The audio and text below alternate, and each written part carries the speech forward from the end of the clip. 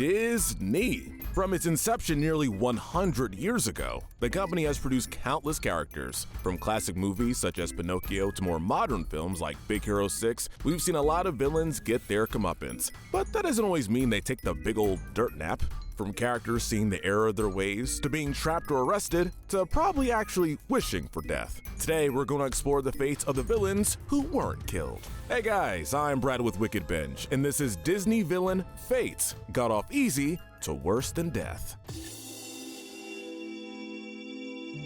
First, we have the villains whose actions got them a slap on the wrist at most. These are the villains who got off easy. Our first entry is a really dark character. That's right, say hello to the coachman from Pinocchio. Or maybe a good punch in the face would be a better response, considering all the twisted stuff he pulled, and literally faced zero consequences. You heard us right, this human trafficker and abuser faces no comeuppance whatsoever for helping transform the boys he brings to Pleasure Island into donkeys before selling them. The coachman delights in their suffering and has no remorse. It's kind of shocking that he doesn't face any retaliation. I mean, the evil queen from Snow White gets struck by lightning, falls off a cliff, crushed by a boulder, and is eaten by vultures. And as both Snow White and Pinocchio take place during Disney's golden era, you'd think the coachman would get something, but nope, which we really hate. Moving along to probably the worst step-parent ever is Lady Tremaine from Cinderella. Cold, entitled, greedy, and uncaring,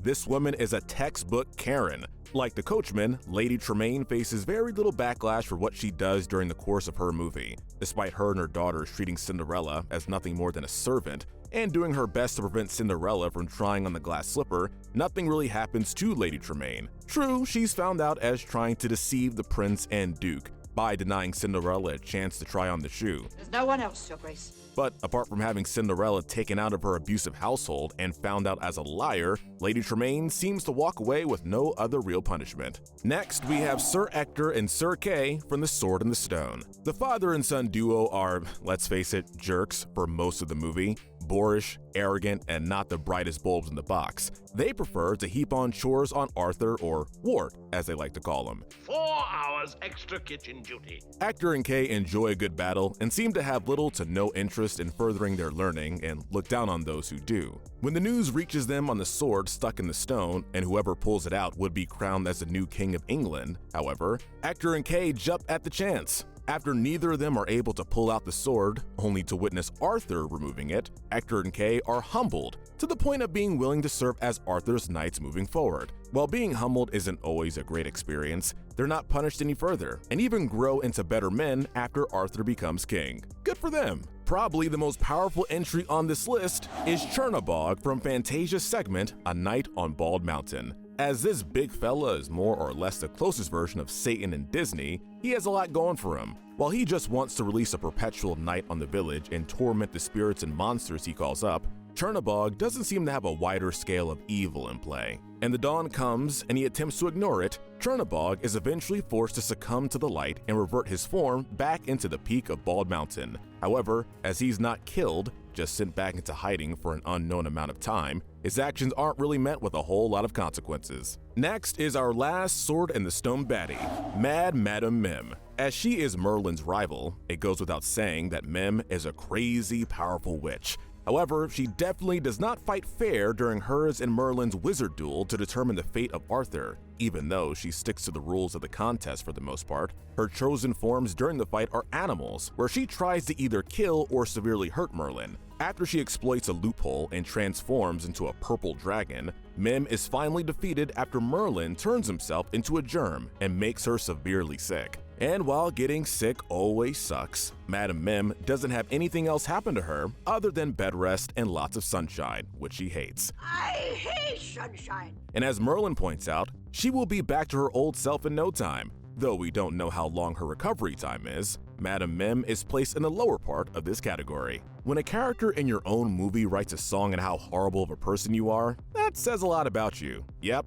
Next is Cruella de Vil from 101 Dalmatians. Okay, first, seriously, who in their right mind would want to make a coat out of dog fur? That's a whole other level of messed up. But that's Cruella, You'll be sorry, you fools! going as far as ordering her goons, Jasper and Horace, to break into Roger and Anita's home to kidnap the puppies. After the dogs escape Hell Hall, Cruella, along with Jasper and Horace, begin to search the countryside for Pongo and Perdita. Though they are initially fooled by the Dalmatians disguising themselves, Cruella finds out after the soot starts coming off in the snow. The dogs hop onto the back of a truck to escape, with Cruella in hot pursuit. During the chase, Cruella crashes her car over a cliff but survives. She's last seen crying at the loss of her dream coat, as well as her car being totaled and Jasper telling her to shut up. Not fun getting into a car crash, but Cruella gets off extremely lightly for her awful actions. Next is our most recent Disney villain, the Duke of Weaseltown, Wesselton. This smarmy Duke is the first person to try and take negative action against Elsa after the Queen of Arendelle accidentally reveals her ice magic during her coronation. Knew there was something dubious going on here. Claiming the Queen is a monster, the Duke plots in secret with his bodyguards to have Elsa killed. His reasons being not only to end the perpetual winter Elsa unknowingly caused, but also to take advantage of Arendelle's resources. After Elsa is captured during the attack of her ice palace, the Duke's plans of the assassination attempt go unnoticed. However, once Elsa is able to reverse the curse she caused due to her mourning Anna's supposed fate out of love, the Duke, along with the other dignitaries, are shocked. His actions in plotting to have Elsa killed are eventually discovered, however, and the Duke is forcibly escorted back to his ship, being informed that Arendelle will never trade with Weselton again. While we can see why Elsa or Anna did not take further action, as it might have sparked a war between Arendelle and Weselton, we still think the Duke got off way too easily. But as we don't know the level of damage losing Arendelle as a trade partner did to Weselton's economy, the Duke is getting placed below the above entries. The grumpy hunter, Amos Slade from The Fox and the Hound, rounds up this category. Alright, let's face it, in terms of Disney villains, Amos isn't that bad of a guy. Amos has been shown to love his dogs and on rare occasions is polite to his neighbor, Widow Tweed. However, his hunting obsession where Todd the Fox is concerned takes Amos to a dark place. Amos broke up the friendship of his hound dog Copper and Todd the Fox when they were young, believing they were natural enemies. During his final attempt to shoot Todd, Amos decides to chase the fox in a wildlife preserve along with Copper. In addition to his gun, Amos brings along several bear traps. When he's attacked by a bear, Amos loses both his gun and manages to get his leg stuck in one of his bear traps. Luckily for him and Copper, Todd arrives and fights off the bear, saving them both. After seeing that Todd saved his and Copper's lives, Amos shows appreciation for the fox and leaves him alone at last. Amos is last seen having his leg tended to by Widow Tweed, and as his other dog, Chief, puts it, sure making a big fuss over a little hurt leg. Amos is definitely going to bear some scarring at the very least to his leg, but as his fate could have been much, much worse, we're putting Amos at the bottom of this category. Alright, time to move away from characters who got off lightly. Now, we're going to focus on characters that face more severe consequences. These are the brutal fates. First in this section is Yzma from the Emperor's New Groove. As Kuzco's royal advisor, Yzma definitely has a position of power, and in typical royal advisor fashion, she wants to kill Kuzco after being fired from her position in order to claim the throne for herself. He's supposed to be dead!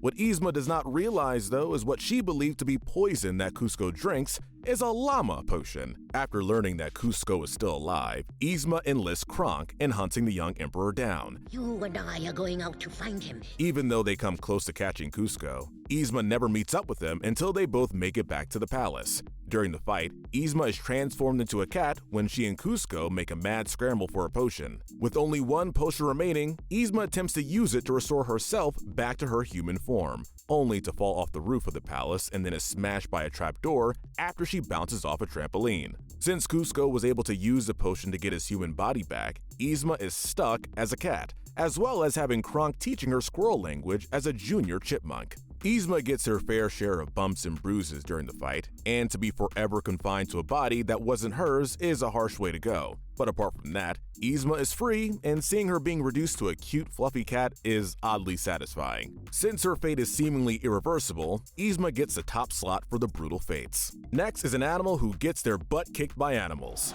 We have Edgar from the Aristocats. As scheming as Edgar is, we gotta admit, his way of thinking brings up a lot of questions. He believes that he will have to wait until Duchess and her kittens are gone before he gets any of his employer's fortune. They will be gone.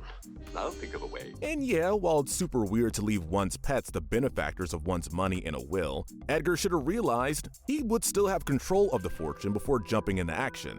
But his plans of first drugging and abandoning Duchess and her kittens only for them to return. Edgar resorts to trying to ship the cats off to Timbuktu in a steamer trunk. But this is the attempt where Edgar meets his fate. Like we said, this guy gets his butt handed to him by not only Thomas and the other alley cats, but also by Fro the horse. At the end of the fight, Duchess and her kittens are able to escape the trunk, only for Edgar to be trapped in the trunk instead. The delivery men come shortly afterwards and take the trunk away, with Edgar still inside. What lands Edgar below Yzma is that while we like to believe Edgar eventually got out of the trunk, he got quite a beating and was trapped for an unknown amount of time. Next is the most tragic villain on the list, Professor Robert Callahan, aka Yokai from Big Hero 6. Since his daughter was lost in an alternate dimension due to a malfunction with the Silent Sparrow portal, Professor Callahan goes to extremes in his plans. He holds Alistair Kree as solely responsible for his daughter's predicament and plans to send him to the same dimension as his daughter. Professor Callahan starts a fire during the science showcase to simultaneously stage his death,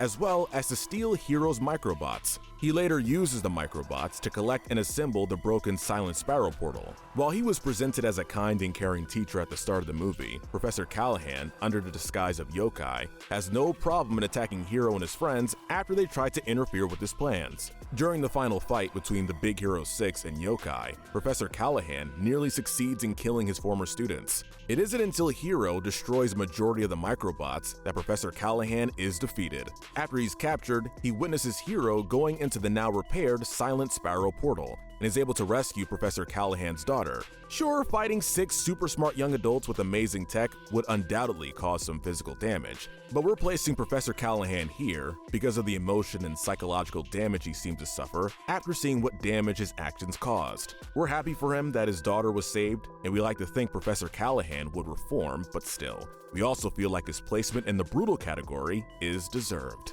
Next is the main villain of Frozen, Prince Hans. Don't let his pretty boy face fool you. He is as cold as ice. While for a good chunk of the movie, Hans presents himself as a caring visiting prince of the Southern Isles, he is in reality a remorseless and power-hungry man. When Anna is freezing to death as a result of Elsa's magic, Hans seemingly comes into the room to save her, only then leaves her for dead, as part of his plan to execute Elsa.